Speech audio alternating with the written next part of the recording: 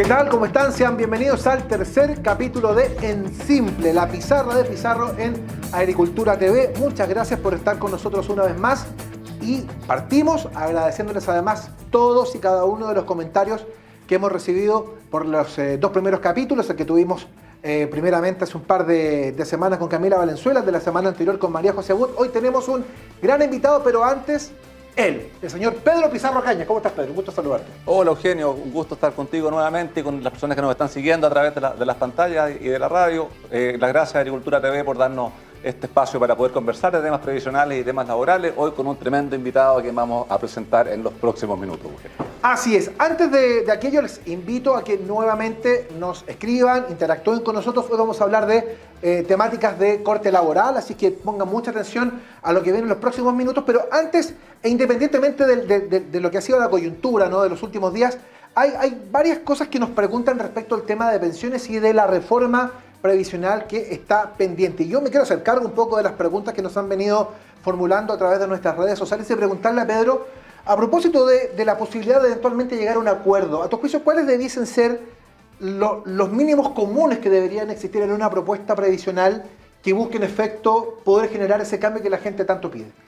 Bueno, tenemos pendiente una reforma en el tema contributivo ya hace un buen tiempo y claramente viendo la composición del Congreso tenemos que llegar a puntos intermedios, a puntos de acuerdo, a puntos en los cuales podamos avanzar. De ahí hay cosas que son como básicas si queremos aumentar el monto de las pensiones. Tenemos que aumentar el monto por el cual se cotiza y ahí claramente tenemos que incorporar un nuevo elemento que vaya dando cotizaciones mensuales que viene siendo el empleador con gradualidad, obviamente, porque tenemos que ir haciendo de que se puedan ir asumiendo ese nuevo costo.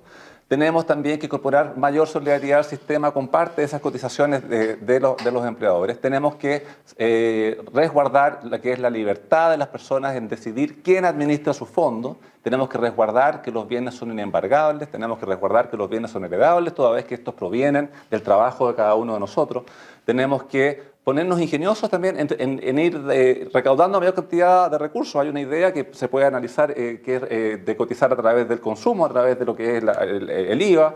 Hay una idea que es la ley de la marraqueta, que también puede tener un efecto importante si es que la persona comienza a cotizar desde el momento en el cual nace. O sea, hay que estar abierto a todo tipo de posibilidades, pero que apunten a las causas de fondo, que apunten a las causas que vayan contra lo que son las lagunas previsionales, contra los años que nos faltan por cotizar, contra la falta de recursos al momento de pensionarse. Todo lo que vaya en ese camino y se haga cargo de las causales por las cuales tenemos malas pensiones, tenemos que irlas tomando y tenemos que ir haciendo el consenso necesario para que sí tengamos una reforma previsional. Es lo que esperamos, que haya voluntad política para poder avanzar en un tema que es tan sensible y que es una de las demandas más significativas de la gente. Nuestro invitado, hoy yo podría vincularlo inmediatamente al mundo del fútbol, pero le prometí que eso no iba a acontecer y que no iba a ocurrir. Y le voy a permitir a Pedro Pizarro que lo presente porque además de haber sido una gran autoridad, es una gran persona y un gran amigo. Pedro. Sí, hoy día nos acompaña Fernando Arap, que es un gran amigo. Fernando es abogado y magíster de la Universidad Católica, así que también compartimos alma mater con Fernando. Nos tocó estar juntos durante el último gobierno del presidente Sebastián Piñera, él como subsecretario del Trabajo, yo como subsecretario de Previsión Social, de ahí estuvimos compartiendo varios años. Perdón, quiero hacer un disclosure. Se odian porque este es de la U y el de allá es de Colo Colo. Eso es una cosa bueno, lo quiero comentar desde ya, porque si hay algún roce, tiene que ver con eso. Alguna diferencia tenemos que tener, obviamente. Pero mira, y Fernando tiene palabra autorizada en materias laborales y queremos hablar de muchos temas con él, así que Fernando, muchas gracias por acompañarnos hoy. No, muchas gracias, Eugenio, Pedro. Qué mejor que estar en la pizarra de Pizarro aquí en Agricultura TV, así que muy contento de poder conversar de estos temas, que son temas ciudadanos, son temas que a las personas les interesan y la idea es poder explicarlos en simple, ¿cierto? Y a través, obviamente, de Radio Agricultura, qué mejor vitrina para poder comentarlos. Sí, pero fíjate que lo habíamos conversado y lo quiero comentar también con Pedro respecto de muchas preguntas que nos habían llegado y por eso es que quisimos traer a Fernando, porque algo que estaba pendiente y que es una nueva novedad, una novedad, que es una novedad, pero que a la larga termina convirtiéndose en una respuesta a una demanda también muy sentida, era este tema de las aplicaciones, el tema de cómo incorporar al trabajador que tiene cierta flexibilidad. Así es, efectivamente, y fue una de las últimas leyes que Fernando junto con Patricio Melero como ministro lograron impulsar y sacar adelante. Y para las personas que nos están siguiendo, posiblemente muchos trabajen en aplicaciones, contémosle, Fernando, ¿en qué consiste esta ley y en qué les cambia su día a día? ¿Qué derechos nuevos tienen que antes no tenían? ¿Qué protecciones tienen que antes no tenían? Sí, a ver, súper en simple. Esta es la ley de plataformas digitales. Efectivamente, se publicó el día 11 de marzo de este año, es decir, el último día, ¿cierto?, del gobierno del presidente Sebastián Piñera. Fue una ley que se tramitó durante alrededor de 2 años y lo que viene a hacer es regular, es proteger los derechos de los cientos de miles de trabajadores que hoy día en nuestro país se desarrolla en estas economías de plataforma, en estas aplicaciones digitales. Estoy pensando en los Uber, en los Corner Shop, en los Didi, los pedidos ya, los Rapid. ¿Cuántas otras aplicaciones existen que hoy día no tienen ningún tipo de regulación? Hoy día, ¿qué pasa con estas personas? Esta ley entra en vigencia el 1 de septiembre, pero antes de que entre en vigencia esta ley, por ejemplo, lo que ocurre ahora, si un trabajador de plataforma tiene un accidente, queda en la absoluta desprotección. No tiene derecho a licencia médica, no tiene derecho a que le paguen los días trabajados, no tiene derecho a ir a una mutualidad para recibir un tratamiento médico, no cotiza para pensiones, no cotiza para la ley SANA, no cotiza para salud. Y por lo tanto, un viejo anhelo, ¿cierto? Y esto, Chile, hay que decirlo, es un país que fue innovador. Somos de los primeros países de la región en regular legalmente esta materia. Este tema solo ha sido regulado en 4, 5, 6 países a nivel mundial, pero lo quisimos regular, Pedro, Eugenio, de una manera inteligente, de una manera moderna y de una manera innovadora, saliendo de los cánones laborales tradicionales, ¿cierto? Esto no se regula con las viejas fórmulas del derecho del trabajo. Esto se regula, ¿cierto?, entendiendo que esta es una nueva forma de empleo. Y en términos muy simples, esta ley lo que dice es que las personas que se desempeñen en plataformas digitales van a ser trabajadores. Y con esto ya se elimina el primer mito, ¿cierto? No son socios, no son colaboradores, no son intermediarios de la plataforma. Son trabajadores. Pero como trabajadores se les da la posibilidad de ser trabajadores dependientes, es decir, con contrato de trabajo, o bien ser trabajadores independientes, que no tienen un contrato de trabajo, pero tienen un contrato de prestación de servicio. Pero en ambos casos van a tener acceso a seguridad social, a una jornada de trabajo, a remuneración, a derechos colectivos y a una serie de ventajas que hoy día no tienen. Claro, porque recordemos que los independientes, y ahora que pasó hace algunas semanas atrás la operación renta, a través de su declaración de renta también van cotizando y también tienen seguridad social. O sea, Sí. ¿Y de qué va a depender si la persona que está trabajando en la aplicación es dependiente o independiente? Efectivamente, los independientes, lo dices tú muy bien, Pedro, desde el año 2019 tienen la obligación de cotizar y por lo tanto van a poder acceder a seguridad social. ¿De qué depende que sea dependiente o independiente? Si existe o no lo que se llama en materia laboral el vínculo de subordinación y dependencia. ¿Qué es el vínculo de subordinación y dependencia? Es básicamente si la persona tiene que rendir cuenta a la plataforma de manera periódica, si tiene que cumplir un horario, si tiene que estar cumpliendo órdenes de la jefatura de manera directa e inmediata, esa persona va a ser trabajador dependiente y va a tener que tener un contrato de trabajo. Si por el contrario esa persona se conecta a la hora que quiere, se conecta los días que quiere. Puede ocurrir, y así ocurre con la gran mayoría de las personas que trabajan en plataformas digitales, que un día se conectan a la aplicación y después pueden pasar 2 días sin que se conecta. O se conecta 1 hora y a otra hora si quiere no se conecta. Por lo tanto, esa persona tiene independencia de conectarse en el horario que quiere y no tiene que estar rindiendo cuentas, ¿cierto?, de manera periódica a la plataforma. Esa persona va a poder ser trabajador independiente. Esta me atrevería a decir que fue la madre de todas las batallas, ¿cierto? Fue la principal discusión que se dio en el Congreso. Habían algunos que querían que todos los trabajadores de plataforma fueran dependientes, es decir, todos con contrato de trabajo, que es la fórmula que ocupó, por ejemplo, la legislación española. Los datos que conocemos ya de la legislación española no son buenos. Las plataformas se están yendo de España y los trabajadores que usaban estos servicios están dejando las aplicaciones. Chile optó por un sistema distinto. Optó por hacer caso, ¿cierto?, de lo que la mayoría de los trabajadores quieren. Todas las encuestas, sin excepción, la encuesta de la OIT, la encuesta de la CEPAL, la encuesta de la Comisión Nacional de Productividad, la encuesta de Greco, que es una agrupación de trabajadores, todas señalaban, sin excepción, que más del 80 o incluso el 90%, en el caso de la encuesta de Greco, de los trabajadores de plataforma querían ser trabajadores independientes. Escuchamos esas voces, al contrario de que habían otros que querían laboralizarlo todo. Y por lo tanto la ley chilena da la libertad para las personas que puedan elegir si quieren ser dependientes o quieren ser trabajadores independientes. Pero en ambos casos van a tener derechos bastante similares el uno y el otro. Sí, y ahí también, bueno, tengo la impresión que la gran mayoría de las personas que trabajan en aplicaciones son personas más bien jóvenes, o sea, para muchos de ellos va a ser su primer contrato Sí, laboral. hay adultos mayores también, ¿no? Hay adultos mayores también, pero también hay muchos jóvenes que está ahí y va a ser su primer contrato. Y tú señalabas recién, Fernando, que esto entra a regir a contar del 1 de septiembre. Sí. Entre medio, el contrato se firma en esa fecha, se firma antes. No, ¿Cómo es ese proceso? Las plataformas tienen desde la fecha de publicación de la ley, 11 de marzo pasado, hasta el 1 de septiembre para hacer todos los trámites de implementación. Esto no es menor, porque esto no solo significa firmar un contrato de trabajo, ¿cierto? Que puede ser la parte simple de todo esto. Las plataformas van a tener que implementar sistemas de medición del tiempo jornada, van a tener que establecer un derecho de desconexión para los independientes, y para eso tienen que tener también una aplicación que lo permita. Van a tener que ser mucho más transparentes con los algoritmos que usen y van a tener que evitar todo tipo de arbitrariedad. Y por tanto las plataformas, me imagino que lo están haciendo, y si no lo están haciendo, que lo hagan ya, están preparándose para la entrada en vigencia de la ley. Esto es mucho más que tengan o no tengan contrato de trabajo. Esto va a significar mayor transparencia en la información. Los trabajadores van a poder tener portabilidad de su información, ¿cierto? Y de sus datos. Van a gozar de derechos colectivos, van a gozar de jornada, van a gozar de una remuneración por el tiempo efectivamente trabajado, remuneración que además va a tener un recargo sobre el ingreso mínimo mensual de un 20%, precisamente para compensar los tiempos muertos, tiempos de espera. Y por lo tanto, desde ahora y hasta septiembre, lo que se espera es que tanto los trabajadores, pero especialmente las plataformas, hagan todas las adaptaciones necesarias para cuando entre en vigencia la ley. Oye, prendió el tema de inmediato. Hay mucha gente que nos está preguntando. Mira, a propósito del último que tú comentabas, Fernando, Andrés Robles nos pregunta, el derecho de desconexión que menciona Fernando Arab, en el caso de las aplicaciones de transporte, ¿me va a impedir, por ejemplo, trabajar más y ganar más plata si así yo lo decido? No, el derecho de desconexión, buena pregunta le hace Andrés. El derecho de desconexión no es nuevo en nuestra legislación, ya viene de la ley de teletrabajo. ¿Qué es lo que hace? Que una persona que es dependiente va a tener un horario como trabajador dependiente. De 9 de la mañana, por ejemplo, a 5 de la tarde, ¿cierto? Y por lo tanto, puede trabajar solo en esa hora, más las horas extras, que en Chile son hasta 2 horas extras. Si el trabajador es independiente, ¿qué es lo que se dice? Usted va a trabajar el horario que quiera, pero entre una jornada y otra tiene que tener un derecho de desconexión con la plataforma. Es decir, puede trabajar hasta 12 horas en la plataforma, pero luego esa plataforma tiene la obligación de desconectarlo por 12 horas. Ahora, ¿qué pasa si esa persona quiere trabajar en otra plataforma en ese tiempo de desconexión? Puede hacerlo, porque no podemos prohibirle, evidentemente, que la persona en sus tiempos libres tenga un segundo trabajo. Lamentablemente, es cierto, muchas personas por necesidad hoy día lo hacen.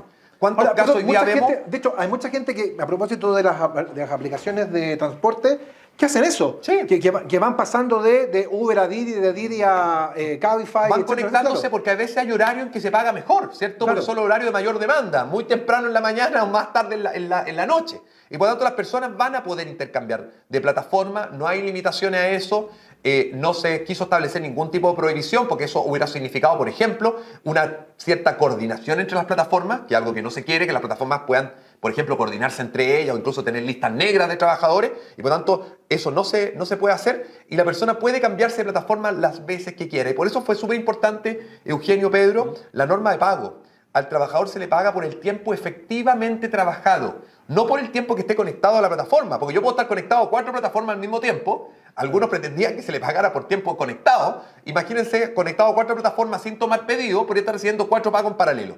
Por lo tanto, el pago es por el tiempo efectivamente trabajado, y como pueden haber tiempos muertos y tiempos de espera entre una conexión a otra, es que se les compensa pagando un monto mayor de un recargo del 20% sobre el ingreso mínimo. Sí, hablando del tema del derecho de desconexión y el tema de que ya venía en la ley de teletrabajo, ahí se ha discutido si es desconexiones que tu jefe no te puede escribir o si tú tienes derecho a no contestarle. ¿Cómo Sí. pega eso hoy día? A ver, son cosas, efectivamente buena pregunta, pero yo distinguiría entre el teletrabajo y la ley de plataforma. En la ley de plataforma la desconexión es más simple porque no se puede conectar a la plataforma, ¿ya? Por lo tanto, la plataforma va a desconectar al trabajador y el trabajador no puede estar disponible en la plataforma durante 12 horas continuas. ¿Te va a desconectar automáticamente? La plataforma debiera desconectarlo automáticamente. La responsabilidad ¿Y si es de estoy la plataforma. manejando y voy en ruta, me va a desconectar? No, porque ahí hay que esperar que termine el viaje y ahí se lo desconecta, ¿ya? Por lo tanto, en la red de plataforma uno debería decir es simple porque cumplía las 12 horas, la plataforma me desconecta en términos de que yo no puedo tomar viajes durante ese periodo. En la ley de teletrabajo es distinto porque ahí dice que el empleador no podrá hacer requerimientos al trabajador durante el tiempo de desconexión. Y la jurisprudencia de la Dirección del Trabajo ha entendido que son requerimientos, ¿cierto?, de trabajo, sea un mail de mero trámite en que alguien, no sé, informe que el día de mañana va a ausentarse por un trámite médico, no puede tomarse como una interrupción al descanso. Lo que se quiso evitar es lo que ocurre lamentablemente en nuestro país, ya que hay un tema cultural, ¿cierto?, de jefes que empiezan 10, 11 de la noche a mandarle mail con encargo a sus trabajadores, ¿cierto?, y le dicen no te preocupes, venlo mañana. Pero ese solo hecho que ya te llegue un mail a las 11 de la noche ya interrumpe tu descanso. Y eso es lo que se quiso prohibir con la ley de teletrabajo, que hasta el momento ha funcionado bastante bien, al menos aspecto. Ya, o sea, el hecho de que el jefe esté con insomnio no es culpa del trabajador que No, esté recibiendo el mail a esa hora. Exactamente. Y además hoy día, y ustedes lo saben, son los dos muy tecnológicos, ¿cierto? Especialmente Pedro Pizarro. Usted puede mandar un correo y dejarlo programado para que el correo salga temprano por la mañana. Por lo tanto, hoy día no hay una excusa para no tener que mandar correos a horas inapropiadas, porque efectivamente se interrumpe el descanso, igual que el WhatsApp, ¿cierto? El WhatsApp del jefe a las 12 de la noche, por mucho que el jefe te diga, no lo revises ahora, revísalo mañana, ya te llegó el WhatsApp y ya te interrumpió, obviamente, tu debido descanso. Yo nunca tuve un jefe que me mandara un WhatsApp a las 12 de la noche. A las 11:30 sí, pero Sí. insisto, la gente aprendió de inmediato con el tema de las aplicaciones. Acá Fernando Vázquez pregunta, a propósito del tema de la desconexión y del tema de las aplicaciones de transporte, pregunta, ¿este tema de las 12 horas son continuas o se van sumando en el transcurso del día? Sí, buena pregunta. Son 12 horas continuas. Y ahí el dictamen de la Dirección del Trabajo, que está pendiente, va a tener que entrar al área chica, porque la ley, ustedes comprenderán que la ley no puede entrar al área chica de todos los detalles. ¿Qué pasa si una persona se conecta a las 10 de la mañana y estuvo de 10 a 1 de la tarde y a la 1 de la tarde se desconectó y vuelve a conectarse a las 3? ¿Qué pasa con ese tiempo intermedio? Yo tiendo a creer, porque creo que es el espíritu de la ley, que las 10 horas, las 12 horas continuas de trabajo se cuentan desde las 10 de la mañana independiente de las desconexiones durante el día. Y por lo tanto, a las 10 de la noche la persona debería ser desconectada hasta las 10 de la noche del día siguiente. ¿Ya? Esa es mi interpretación de acuerdo a lo que creo que fue el espíritu de la norma, pero el dictamen de la Dirección del Trabajo, que está pendiente, debiera obviamente aclararnos si esas 12 horas se van a ir contando de manera parcializada o se cuentan 12 horas continuas desde el inicio de jornada, que me parece que sería lo lógico, porque de lo contrario sería súper difícil medir este tema. Bueno, hemos visto que es un tema que genera interés. Hemos recibido una serie de inquietudes al respecto y hemos podido... Tengo una más al regreso comercial. Tengo una más... De vuelta comercial. Así, para nuestros amigos que nos están siguiendo y que trabajan en una aplicación o tienen algún familiar o amigo que está trabajando en alguna aplicación, aprovechan de comentarles todas estas novedades. Es una ley sumamente moderna, es una ley que viene a dar seguridad laboral, seguridad previsional a muchas personas que están trabajando en las aplicaciones. O sea, es un tremendo avance, Fernando, así que podríamos seguir hablando mucho tiempo más, pero tú sabes cómo es el tiempo. Vamos a comercial y les comento después otra cosa. Lo dice él, se los digo. Una pausa y ya regresamos. Aquí en Simple, la pizarra de Pizarro en Agricultura TV. En AFP Plan Vital hacemos crecer tus ahorros con rentabilidad y asesoría para tu futura pensión. Y así, cuando no estés, protejan también a tu familia. Sigamos proyectando juntos tus ahorros para el futuro. AFP Plan Vital, jugamos para el mismo lado. Hay algo en esta vuelta al fútbol que es irreemplazable. El estar cerca. Cerca para volver a sentir la pasión, el nerviosismo, la alegría. Y cerca para volver a celebrar todos esos pequeños y grandes triunfos. Por eso en AFP Plan Vital queremos ser parte de tus triunfos, con la asesoría que necesitas para que llegues a tu meta. Tenemos 40 años de experiencia administrando fondos, tus ahorros, experiencia 100% digital y cuenta 2 y APP con la menor comisión del mercado. AFP Plan Vital, jugamos para el mismo lado. En AFP Plan Vital hacemos crecer tus ahorros con rentabilidad y asesoría para tu futura pensión. Y así, cuando no estés, protejan también a tu familia. Sigamos proyectando juntos tus ahorros para el futuro. AFP Plan Vital, jugamos para el mismo lado.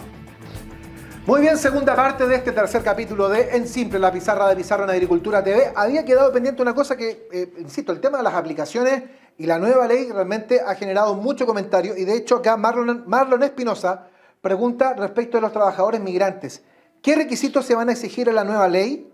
Y si esto también va a ayudar a que aquellas personas que, en el caso de las aplicaciones como no están los nombres, no quiero decirlo, pero que reparten o que permiten de delivery, las personas que están a cargo de las máquinas tengan debidamente acreditada la licencia de conducir, digamos. Sí, a ver, respecto al tema de la situación migratoria, esta ley va a ayudar a eso. Ya sabemos que un porcentaje altísimo, ¿cierto? La gran mayoría de las personas que se desarrollan en plataformas digitales son extranjeros. En Chile se calculan alrededor de 300.000 personas que son trabajadores de plataformas digitales, un porcentaje muy alto de ellos son extranjeros. La ley establece una norma transitoria para los trabajadores dependientes. Los trabajadores dependientes van a tener un plazo de 3 años para cumplir la norma del 85-15. ¿Qué es el 85-15? 85% trabajadores nacionales, un 15% trabajadores extranjeros.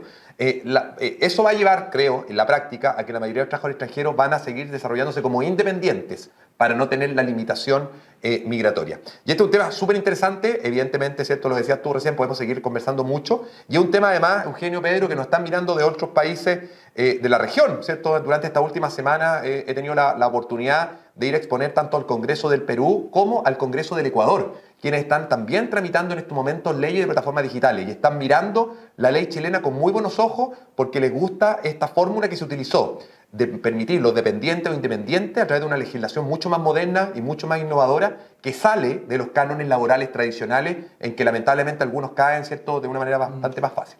Sí, muy buena noticia lo que nos estás dando, porque obviamente que las buenas ideas hay que irlas replicando y hay que irlas utilizando de un país en otro. Fernando, bueno, sigamos avanzando y dentro de lo que es la agenda legislativa del gobierno hay algunos proyectos en materia laboral que ya han anunciado y que están tramitando. Entre ellos está el tema del ingreso mínimo y está el tema de las 40 horas, que Sí. las 40 horas ya venía del gobierno anterior, pero ahora está con un nuevo impulso. ¿Qué opinas de estas dos normativas que se están tramitando? A ver, son proyectos de ley que sin duda van a tener un impacto, ¿cierto?, en el mundo del trabajo. Lo importante, y creo esto lo hemos recalcado siempre, es avanzar en derechos, avanzar en protecciones, pero dando también la certeza, dando la certeza para que el trabajo se siga desarrollando y no terminar perjudicando precisamente a quienes se quiere proteger. El proyecto de ingreso mínimo, ¿cierto?, está en el Congreso, ya en sus últimas instancias de tramitación, y se plantea también un aumento importante del ingreso mínimo para este año 2022, sujeto también al porcentaje de IPC, si se hace un nuevo reajuste a comienzos del año 2023. Respecto de el proyecto 40 horas, este es un proyecto que lleva bastante tiempo, ¿cierto?, en el Congreso, hace ya 3, 4 años se empezó a discutir, y yo soy de los que piensa que Chile puede avanzar en una reducción de jornada de trabajo, pero hay que hacerlo de manera inteligente, y esto significa 2 cosas al menos: hacerlo con gradualidad y hacerlo con adaptabilidad. Hay datos que no son menores, y ustedes los conocen, ¿cierto, Pedro, Eugenio? Chile es el segundo país menos productivo de la OCDE. Chile es el 5º país con mayor inflexibilidad laboral, o sea, con mayor rigidez laboral. Y por tanto no podemos aspirar solo a reducir jornada y pretender que con la solo reducción de jornada va a mejorar, ¿cierto?, todos los índices que hoy día tenemos de manera negativa, sino que tenemos que hacerlo de la mano de la adaptabilidad y hacerlo de manera gradual. Creo que si Chile quiere avanzar en reducción de jornada para poder conciliar de mejor manera la vida laboral y la vida familiar, que es un anhelo, ¿cierto?, que creo que todos compartimos, que el trabajo se adapte a la vida y no la vida se adapte al trabajo, podemos hacerlo. Pero tenemos que hacerlo con estos 2 componentes que creo que son vitales. Hacerlo de manera gradual, estos no son cambios que se pueden hacer de un día para otro, y hacerlo con adaptabilidad o con flexibilidad, de manera también de generar mayores eficiencias al momento de generar los turnos y las jornadas laborales. Perdón, acá Jorge Lira nos pregunta a través de nuestra red. Muchas gracias a toda la gente que nos ha escrito, en verdad, ha reventado hoy día las redes sociales con muchas preguntas. Jorge pregunta, ¿por qué se hace tanto hincapié en el ingreso mínimo en Chile, siendo que es un porcentaje muy bajo el que finalmente lo recibe? A ver, el ingreso mínimo es muy importante por varios factores. Uno, porque hay un porcentaje de trabajadores que hoy día sigue recibiendo el ingreso mínimo, principalmente trabajo a lo mejor menos calificado, trabajo más rutinario, hoy día recibe el ingreso mínimo. Segundo, porque hay determinadas políticas públicas que dependen del ingreso mínimo, ¿cierto? Lo hablábamos hace un ratito atrás a propósito de la ley de plataforma. La remuneración efectiva del trabajador va al menos a ser el ingreso mínimo más un 20%. Recuerden también que tenemos el ingreso mínimo garantizado, ¿cierto? Que también supone un apoyo estatal, ¿cierto?, sobre el monto del ingreso mínimo. Por lo tanto, todavía hay muchas empresas que pagan el ingreso mínimo y en su gran mayoría son pymes, y por lo tanto creo que es importante el análisis que se hace. Y esto tiene que hacerse siempre tomando en consideración las distintas realidades que tienen las empresas en nuestro país. donde la realidad de la gran empresa no es lo mismo, no es la misma realidad que tiene, ¿cierto?, la microempresa, el almacén de barrio, que también tiene trabajadores, que también tiene que llegar a fin de mes, y por eso que es tan importante buscar el justo equilibrio entre ambas necesidades. Sí, hay dos preguntas, Fernando. Uno, ¿cómo juega el ingreso mínimo con el ingreso mínimo garantizado? Y ahora que se subió el ingreso mínimo garantizado quedó en la misma cifra, ¿eso cómo repercute? ¿Quién lo paga? Y lo otro es, se sube el ingreso mínimo, se quiere reducir la jornada. ¿Qué tanto puede afectar eso en el desempleo? Porque sí. Son dos variables que hay que ver cómo se conjugan. No es simple, porque tú dices, vamos a aumentar el sueldo, pero vamos a trabajar menos. La fórmula, a juicio, ¿cierto?, de cualquiera, no hay que ser muy entendido, no es buena, ¿cierto? Porque cuando tú dices, vamos a ganar más y vamos a trabajar menos, lo que estás haciendo es pagar más caro la hora trabajada. Ahora, todos queremos trabajar menos y ganar más. Pues, obvio, ese es un sueño, ¿cierto?, que todos quisieran, pero cuando uno elabora políticas públicas, uno tiene que hacerlo de manera seria, de manera responsable, porque de lo contrario, vuelvo a repetir, terminamos perjudicando a quienes queremos proteger. Y por eso que la fórmula tiene que ser bien consensuada, por eso que hay que ver cómo se plantea este aumento del ingreso mínimo, cómo va de la mano de la reducción de jornada. La reducción de jornada, vuelvo a decirlo, me parece que Chile está preparado y puede bajar la jornada de trabajo. Somos de los países de la región con mayor número de horas, ¿cierto?, trabajadas. Pero tenemos que hacerlo si queremos ponernos al estándar OCDE y queremos copiar, ¿cierto?, a otros países, porque decimos Chile trabaja más que Alemania, por ejemplo. Pero en Alemania, ¿cierto?, se hizo con gradualidad, hay adaptabilidad, hay una serie de normas de eficiencia que en Chile no están. Eso respecto a las preguntas. Respecto a la otra pregunta, el ingreso mínimo garantizado, evidentemente, a medida que aumenta el ingreso mínimo mensual, se reduce el campo de acción del ingreso mínimo garantizado y por lo tanto ese beneficio también deja de llegar obviamente a los trabajadores de cargo obviamente del Estado y por eso que es importante ver cómo se concilian estas políticas públicas. Claro, ya, ahí también a nivel de jornada existen hoy en día herramientas en la legislación y que no son tan usadas, o sea, a nivel de que se pueden acordar entre trabajadores y empleadores jornadas distintas. Absolutamente, hoy día los sindicatos pueden pactar con sus empleadores, por ejemplo, la jornada 4x3, que ustedes ven ha sido boom cuando salen las noticias, ¿cierto?, que tal empresa va a trabajar de lunes a jueves. Eso hoy día lo pueden pactar los sindicatos con las empresas en Chile. Pero cuando está en la reforma laboral del año 2017, pero cuando uno ve cuántas empresas lo han pactado, puedo equivocarme un poco para arriba, un poco abajo, pero me atrevería a decir que no son más de 15 empresas. ¿Y por qué tampoco? Por falta de difusión. Hay varias cosas. Primero, porque se obliga a hacerlo con el sindicato y no siempre las necesidades de las personas que son necesidades particulares son necesariamente las necesidades colectivas, ¿cierto? Primero. Segundo, porque se exige un porcentaje de sindicalización de al menos el 30%. Que es muy superior al porcentaje de sindicalización promedio en Chile, que es de un 20%. Y además, yo creo que efectivamente no se le ha dado la importancia que tiene ese tipo de acuerdo de corresponsabilidad y de responsabilidades familiares y de adaptabilidad de jornada a lo que es hoy día la realidad del país. Oye, ha sido interesantísimo. El programa se ha ido volando y ya nos tenemos que ir, pero antes una última cosa, no me rete, don Oscar, por favor, que me preguntan por acá... me lo dice René Moya, me dice, Fernando, ¿será posible como política pública próxima avanzar hacia un ingreso mínimo, un salario mínimo de ser, que sea diferenciado respecto del tamaño de las empresas? Mira, eso se ha planteado algunas veces, pero hay opiniones a favor y opiniones en contra. Algunos lo plantean a favor en términos de decir la realidad de la pyme es distinta a la realidad de la gran empresa. Pero por otro lado produce un problema, que tú le generas un desincentivo a la pequeña empresa a crecer.